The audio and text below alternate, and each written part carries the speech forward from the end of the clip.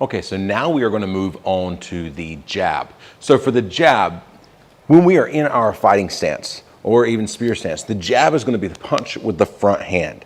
So if you are left hand standing in front, then you're going to use your left hand. So if you are right-handed, generally speaking, you would want your right hand to be in the back because that is where your power is going to come from. So from right here, when throwing a jab, from our fighting stance, we are going to step out, but instead of stepping directly forward, we are actually going to step out at a 45-degree angle this way.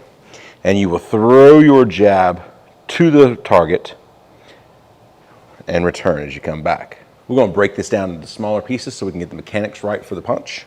So from here, we're going to step out, throw the punch, our hips are turned, come back, bring our hand back to our jaw. So every time we're going to have that good fighting stance where our elbows are in, our shoulders are hunched, and our hands are up near our jaw so our jaw is not out there to get hit. So again, from here, we step out, punch, pull it back. Now, if you're wondering why we step out instead of stepping straight forward toward the target when we strike, is because if you're in a situation where it's self-defense, which is what this entire course is about, then the person may punch, but they may also kick. And by stepping straight forward, if I catch a kick in the leg, then I'm going to be put off balance.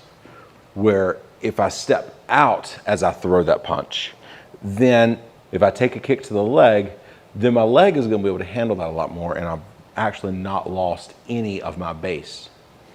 So here, we step out, boom, we step back.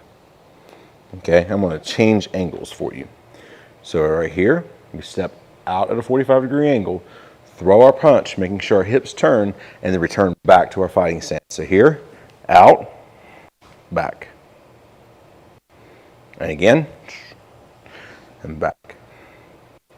One more time. I'm going to change angles for you again. So here, out, back, and out, back. When you're throwing any punch, your goal is to actually aim with the first two knuckles on your fist. And the reason we are aiming with our index finger and our middle finger knuckles is because that is your strongest knuckles. If you hit with the back two, you're more likely to have a break in your knuckles. We want to make sure that we keep them nice and strong and we punch with those first two knuckles, and that's going to help us to keep from possibly breaking our hand when we are throwing a strike. But the risk of breaking our hand while throwing that strike is the reason why a lot of people like to throw the palm heel strike instead of a jab or a cross. But the jab and the cross are good strikes as long as you throw them correctly. Now with Bob here, I'm going to step out, I'm going to throw the punch, and I'm going to come back. So from here, we step out, throw my punch, and come back. My aim for this punch is actually the jaw for multiple reasons. First off, the jaw, like we said before, is the off switch to the body. That is where that knockout comes from. Secondly, the skull gets a lot harder when you move from the brow and up. So many people's reaction to a strike coming in is to pull their head down.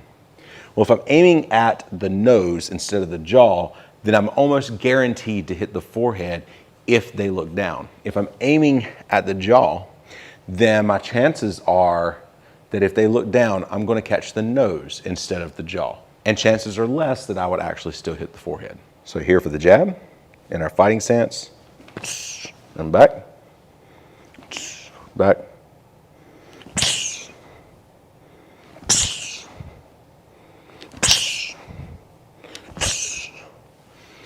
so notice that the jab is a quick punch.